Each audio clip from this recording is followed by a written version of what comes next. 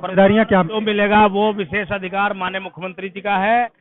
उसके विषय में तो मैं सिर्फ इतना कह सकता हूं कि जो भी जिम्मेदारी आदरणीय माननीय मुख्यमंत्री जी मुझे देंगे, जिम्मेदारी छोटी हो बड़ी हो ये महत्वपूर्ण नहीं है।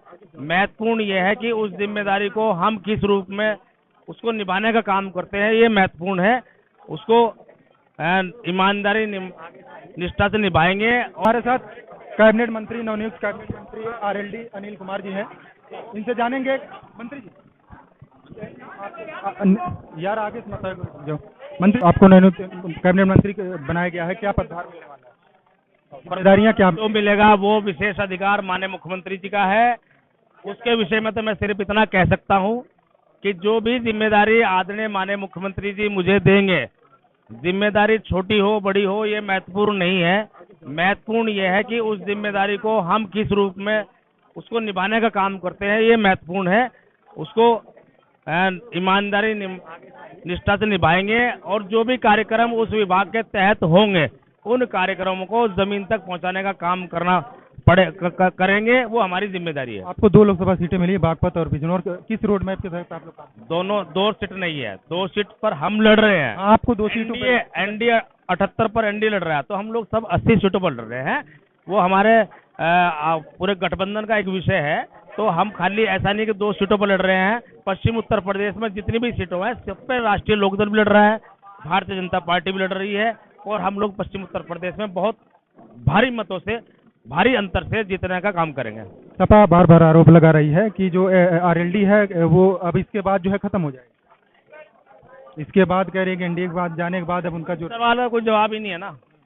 क्यों खत्म हो जाएगी बताइए, क्या कारण है? कोई कारण तो बताएं। इस बार जो विधायक उनके उस बार बने थे, इस बार विधानसभा में उनके नुकसान होगा। लोकसभा में बात सुनो, हम राष्ट्रीय लोकदल के सिंबल पर एमएलए बने, ठीक है। समाजवादी पार्टी से हम लोग आए थे, लेकिन आज हम राष्ट्रीय लोकदल के सिंबल पर ऑफिशियली एमएलए हैं और हमने अपना फर्ज निभाया है। हम अपने सिंबल की साथ रहे हैं। सिंबल के अगेंस्ट वोट देना गैर कानूनी है, तो गैर कानूनी काम हम क्यों करें?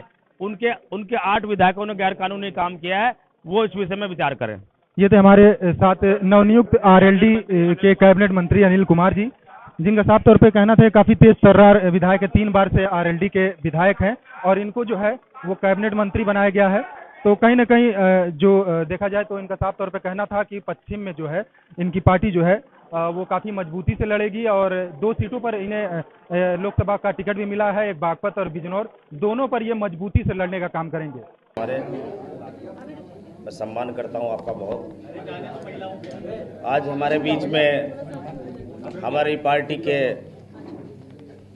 स्तंभ, पार्टी के राष्ट्रीय महासचिव संगठन आदरणीय त्रिलोक त्यागी जी, प्रदेश अध्यक्ष हमारे रामआशीष राय जी, राष्ट्रीय प्रवक्ता अनिल दुबे जी, राष्ट्रीय प्रवक्ता मनोज चौधरी जी, डॉक्टर अजय तोमर जी, पूर्व विधायक खालिद मसूद साहब, अनुपम मिश्रा जी, रविंद्र पटेल जी, मनोज जी, रोहित अग्रवाल जी, अमन पांडे जी, सुरेश गुप्ता जी, वसीम हैदर साहब, संतोष यादव जी, चंद्रकार अवस्थी जी, रमावती तिवारी जी, जितेंद्र सिंह जी, राम लखन जी, प्रीति श्रीवास्तव जी, अफसर अली जी, अंकुर सक्सेना जी, बीएल प्रेमी जी, आरपी सिंह जी, राम गोपाल जी, कुछ प्रमुख लोगों के मैंने नाम लिए हैं और लेकिन और तमाम सभी हमारी पार्टी कार्यकर्ता, तमाम सभी जिम्मेदार हैं।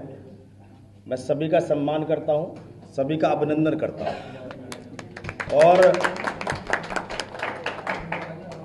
बड़ा खुशी का मौका है आज और मेरे लिए बड़े सौभाग्य की बात है कि मुझ जैसे एक अदने से कार्यकर्ता को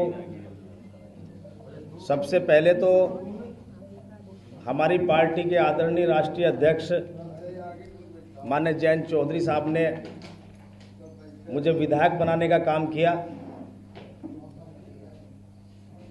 उसके बाद उत्तर प्रदेश सरकार में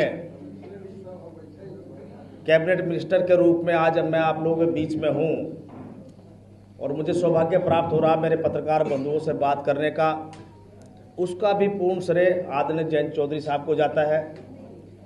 और किन शब्दों से मैं उनका आभार व्यक्त करूं, शब्द भी छोटे हैं आभार व्यक्त करने के लिए।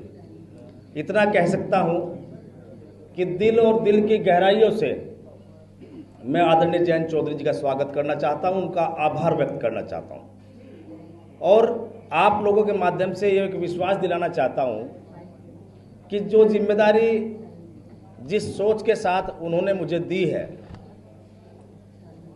उस जिम्मेदारी को, उनकी उम्मीद को, उनकी आकांक्षाओं को पूरी करने में कोई कोर कसर बाकी नहीं छोड़ूंगा।